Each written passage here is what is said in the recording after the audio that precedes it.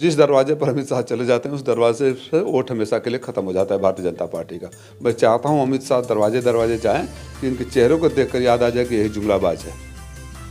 इसी ने वादे को जुमला बोला। 600 पार समाजवादी पार्टी की 400 तीन छोड़ कह रहे हैं। मजबूत लोकतंत्र के लिए हम लोकतांत्रिक व्यवस्था में विश्वास रखते हैं। नमस्कार, हम इस समय मौजूद हैं मऊ में और हमारे साथ जो शख्स मौजूद हैं वो किसी पर्चे के मोहताज नहीं है। गणतंत्र दिवस है, देश 73वां गणतंत्र दिवस मना रहा है। इस पे क्या मैसेज देना चाहते हैं आप क्षेत्रवासियों को और पूरे देशवासियों को?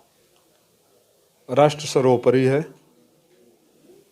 हम अपने क्षेत्रवासियों से ये प्रार्थना करते हैं और ये कामना करते हैं कि संविधान में लिखे हुए एक एक वाक्य को अपनी ज़िंदगी का राह बना लें। संविधान नहीं होगा तो देश नहीं होगा। आज देश का संविधान खतरे में है। मैं कोई राजनीतिक बात नहीं करना चाहता हूं, लेकिन संविधान की रोज जो धज्जियां उड़ाई जा रही है उसके खिलाफ एकजुट हो जाए। क्या लगता है जिस तरह से बातें चल रही हैं, अभी हम थोड़ा सा राजनीति में भी आएंगे क्योंकि दौर ऐसा है, उत्तर प्रदेश का चुनाव है, तारीखों का ऐलान हो चुका है और कल जिस तरह से एक लिस्ट निकाली गई समाजवादी पार्टी की तरफ से 159 लोगों का उम्मीदवारों की एक लिस्ट जारी होती है और उस पर बीजेपी की तरफ से तुरंत पलटवार हो जाता है कि समाजवादी पार्टी वही पुराने धार पर चल रही है और कहीं ना कहीं माफियाओं को टिकट देना शुरू कर दी है। इस पर क्या कहना चाहते हैं आप? एक हमारे भोजपुरी में कहावत है, सूप तो सूप चलनियो हंसे। हमने 158 लोगों की लिस्ट जारी किया और ऑन रिकॉर्ड, राजीव राय या समाजवादी पार्टी का आरोप नहीं है, ऑन रिकॉर्ड एडीआर की रिपोर्ट अभी आप गूगल करिए। वर्तमान विधानसभा में 156 भारतीय जनता पार्टी के विधायक और मंत्री संगीन अपराधों के आरोपी हैं, जिसमें लूट, हत्या, बलात्कार, डकैती, छिनैती, पॉकेटमारी से लेकर दंगा भड़काने तक है। तो जिनके वर्तमान जितने हमने घोषणा की है उतने अपराधी उनके सदन में बैठे हुए हैं, वो लोग बोलने का हकदार हैं। कभी आदित्यनाथ की जन्म कुंडली देख लेते जो थानों में दर्ज है, कभी केपी मौर्य साहब की आपराधिक जन्म कुंडली देख लेते, वो भी तो रहे हैं। और जो भगोड़ा है क्रिकेट मैच का उद्घाटन करता है उसके घर पे बुलडोजर नहीं जाता है। हम शुरू से मांग कर रहे हैं कि टॉप 100 क्रिमिनल्स जो उत्तर प्रदेश के हैं उनकी सूची जारी करिए, उनके घरों पर भी बुलडोजर ले चलिए, हम भी आपके साथ चलकर खड़े होंगे और ताली भी बजाएंगे। कौन सी ऐसी मजबूरी है भारतीय जनता पार्टी और योगी आदित्यनाथ की वो लिस्ट नहीं जारी होता? क्योंकि सारे के सारे भारतीय जनता पार्टी के नेता, कार्यकर्ता या रिश्तेदार हैं। तो अपराधियों से सजी धजी सरकार को अपराध पर बोलने का हक नहीं है। एनसीआरबी के आंकड़े कहते हैं, मैं भारतीय जनता पार्टी वालों की तरह व्हाट्सएप यूनिवर्सिटी से बात नहीं करता। भारत सरकार के आंकड़े कहते हैं कि उत्तर प्रदेश में अपराध बढ़े। भारत सरकार के आंकड़े कहते हैं कि उत्तर प्रदेश देश में महिलाओं में अपराध में सब नंबर 1 है। भारत सरकार के नीति आयोग कहते हैं कि स्वास्थ्य में सबसे फिसड्डी है। तो ऐसे लोग हमसे क्यों सवाल कर सकते हैं? इनको कोई नैतिक और राजनीतिक अधिकार नहीं हमसे सवाल करने के लिए। उत्तर प्रदेश का चुनाव है और जैसे उत्तर प्रदेश का चुनाव आता है, देखने को बातें बहुत की जाती हैं, बट जैसे उत्तर प्रदेश का चुनाव आता है मुद्दे गायब हो जाते हैं और बात फिर जातियों की शुरू हो जाती है। और क्या लगता है अगर जातियों पे चुनाव होगा तो फिर उत्तर प्रदेश पे विकास कब होगा? इसको मैं तो व्यक्तिगत रूप से दुर्भाग्यपूर्ण मानता हूं कि हिंदुस्तान की राजनीति की जाति एक कड़वी सच्चाई है और इसकी शुरुआत भारतीय जनता पार्टी ने करी। आपको याद होगा पिछले चुनावों में हर 3 किलोमीटर पर एक जाति विशेष के व्यक्ति को उन्होंने मुख्यमंत्री बना दिया और सबको ठगते हुए जो आदमी मुख्यमंत्री के रेस में भी नहीं था उसको मठ से ले आकर बैठा दिया कुर्सी पे। और आज उन सारी जातियों के लोग अपने को ठगा हुआ महसूस कर रहे हैं। आप सबका साथ, सबका विकास, सबका विश्वास का बात करिए, सबको ठगने का काम करिए तो जातियाँ कहीं ना कहीं अपना हक मांगेगी। समाजवादी पार्टी की सीधे साधा राय है, जिसकी जितनी हिस्सेदारी उसकी उतनी भागीदारी। सबको समान हक दो, समान सम्मान दो, न्याय दो, यही समाजवाद है। हम उत्तर प्रदेश में हैं और ख़ास तौर से जहाँ पे बैठे हैं वो पूर्वांचल का बेल्ट है और देखा जाता है अक्सर कि हम आज़ादी का 73वां गणतंत्र दिवस मना रहे हैं, मगर यहाँ के लोग सबसे ज़्यादा पलायन करके दूसरे राज्यों पे निर्भर हैं। आखिरकार वो स्थिति कब आएगी उत्तर प्रदेश में जब यहाँ के लोग पलायन करके दूसरे राज्यों पे निर्भर ना हो? देखिए, जब समाजवादी पार्टी की सरकार थी तो आप पलायन की बात करते हैं तो मुझे याद आया कि सो कॉल्ड गुजरात मॉडल का अमूल भी लखनऊ में आ गया था। दक्षिण कोरिया से सैमसंग नोएडा में आ गया, मल्टीनेशनल एशिया लखनऊ में आ गया। तो जो वर्षों का पीड़ा है, एक दिन में वो बीमारी तो दूर नहीं होगी। जो मूलभूत इंफ्रास्ट्रक्चर अखिलेश यादव जी शुरू किए थे, HCL बनता तो यूपी के लोगों को काम मिलता, अमूल यूपी के लोगों को था, मेट्रो रेल यूपी के लोगों के लिए था, सैमसंग यूपी के लोग, ऐसे तमाम दर्जनों हैं पावर हाउसेज बनने शुरू हुए। दुर्भाग्य ये रहा कि जो व्यक्ति विकास की बातें कर रहा था, वो नौजवान मुख्यमंत्री जिसने दुनिया देखी थी, एक विजन, एक कॉन्सेप्ट के साथ आए थे, और उनको पता था कि इस दुनिया के छठे सबसे बड़े देश के बराबर उत्तर प्रदेश का विकास कैसे हो सकता है। उसके सामने प्रधानमंत्री और भारतीय जनता पार्टी की भाषा, जो आकर शमशान और कब्रिस्तान की बात करने लगे, 56 इंच का सीना की बात करने लगे, और कहीं दिखाई नहीं देता है। तो बात जब विकास की करोगे तो आप शमशान और कब्रिस्तान की करोगे। जब आपकी सोच ही शमशान और कब्रिस्तान में घिरी हुई है तो ये पीड़ा तो रहेगा। उम्मीद करिए कि उत्तर प्रदेश में फिर से समाजवादी पार्टी की सरकार बन रही है। जैसा दिख रहा है कि प्रचंड बहुमत के साथ सरकार आ रही है, तो जो 5 साल पहले काम अधूरे रह गए थे उसको पूरा कर और मैं व्यक्तिगत रूप से मऊ में बहुत सारे काम किया हूँ। आपको पता है, जब मैं आया था तो अब गिनाने लगूंगा तो घंटों लग जाएंगे। मधुबन से देहरी, मधुबन बेलथरा रोड जब मैं गया तो मुझे अफ्रीका याद आ गया। मेरी पजेरो गाड़ी नीचे धंस गई। अब उस सड़क पर आप जाते होंगे, Dohri Ghat Madhuban road, Surajpur Madhuban road, Chiraiyakot Belthara road. अगर इटावा में अंडरग्राउंड केबलिंग हुआ तो मऊ में भी हुआ। हर विधानसभा में मैंने CSC दिया, हॉस्पिटल में इंफ्रास्ट्रक्चर इम्प्रूव कराया, भर्तियाँ हो रही थी। तो आप हिंदू मुसलमान, पाकिस्तान, शमशान कब्रिस्तान, तो बात करोगे शमशान कब्रिस्तान का, तो विकास और नौकरी कहाँ मिलेगा। कल रात को देखा इलाहाबाद हॉस्टलों में कैसे जाकर बच्चों के ऊपर बर्बरतापूर्वक व्यवहार किया गया। नौजवानों से रोजगार की बात करो, रोजगार मांगे तो आप उनको लाठी दो। ऐसी निकम्मी सरकार जब तक जाएगी नहीं, ये पलायन रुकेगा नहीं। वो कहते हैं हमने वो केंद्र में सत्ता में भी हैं, प्रदेश में भी सत्ता में हैं, वो कह रहे हैं बहुत विकास हुआ है। बट आपको क्या लगता है सर कि अगर बहुत विकास हुआ तो नमक बांटने तक की नौबत क्यों है देश में, प्रदेश में? मैं अगर कुछ कमेंट करूंगा तो हो सकता है विपक्ष का। आप बड़े बड़े तेज तर्रार युवा पत्रकार हैं, मैं आपको फॉलो करता हूं। आप बता दीजिए 5 काम जहां बैठे हैं वही विकास का 5 सालों में क्या हो गया। मैं तो गिना दिया ना, मैं किसी पद पर नहीं था, गिना दिया आपको। यहाँ के किसी विधायक के पास जाकर 5 काम पूछ लीजिए, मंत्री के बाद 5 काम पूछ लीजिए, नहीं होगा गिनाने के। वो कहते हैं, उनके कथनी और करनी में फ़र्क है। जब तक कथनी और करनी में फ़र्क रहेगा और दिमाग हमेशा वोट की राजनीति, झूठ और जुमलों पर सोचता रहेगा, तब तक विकास नहीं हो सकता। मुझे लगता है कि ख़ास तौर से नौजवान, और जो कल लाठी चला है इलाहाबाद में, योगी सरकार के ताबूत में कील साबित होगा। जो लाठी मारकर बाहर निकाले हो रात में, वही बच्चे आपको बैलेट से मठ में वापस भेजेंगे।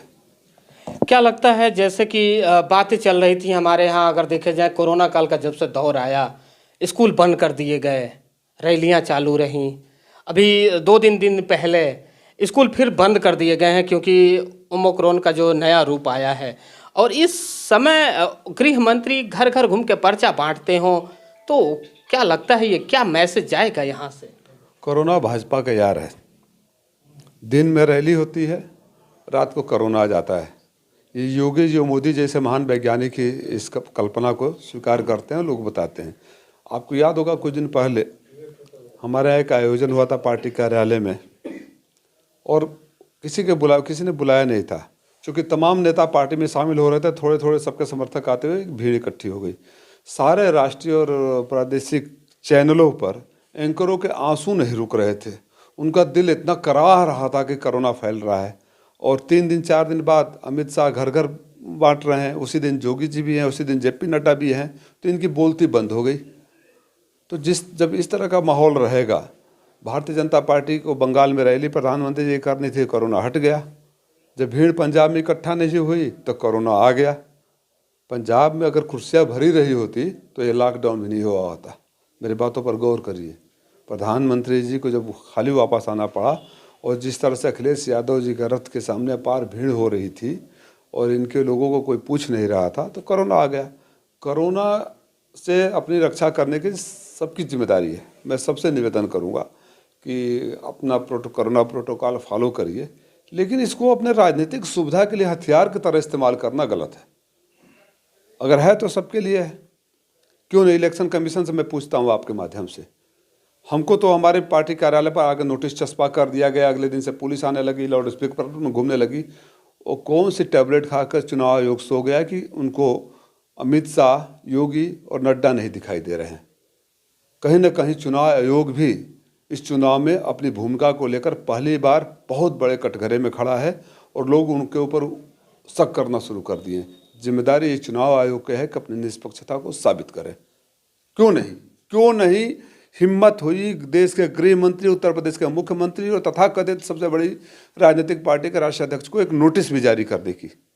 वो भी बिना मास्क लगाए थे। हम बिना मास्क लगाए आम जनता जब सड़क पे निकल जाती है, पुलिस वाले दौड़ा के पीटते हैं और उनके चालान कर दिया जाता है। और एक फ्रंट कैमरे के सामने पूरा देश देख रहा होता है कि देश के गृह मंत्री और बड़े बड़े दिग्गज नेता बिना मास्क लगाए और भीड़ जुटाकर आप किसी भी कॉलोनी में जाकर आप प्रचार कर रहे हैं। तो ये नहीं लगता कि संविधान पे कहीं ना कहीं ये गलत है? अगर है तो सबके लिए बराबर होना चाहिए। मैं वही बात कर रहा हूँ, जो सत्ता में बैठे हुए लोग प्रवचन देते हैं 2 गज दूरी, मास्क जरूरी, वही बिना मास्क के विदेश के राष्ट्रपति प्रधानमंत्री के साथ भी तस्वीर वायरल हुई थी, जो कि विदेश के राष्ट्राध्यक्ष अपने को असहज महसूस कर रहे थे। लेकिन फ़ोटो खिंचवाने की इतनी ज़बरदस्त बीमारी है भारतीय जनता पार्टी में कि अपने फ़ोटो के समय पर कोरोना चला जाता है। इसलिए मैंने बोला कोरोना यार। मैं अब प्रदेश की और देश की जनता को कहना चाहूँगा, कोरोना का जो वायरस है खतरनाक तो है ही है, लेकिन उससे भी खड़ा खतरनाक वायरस भारतीय जनता पार्टी का IT सेल है और इनका झूठ है, इनका दिखावा है।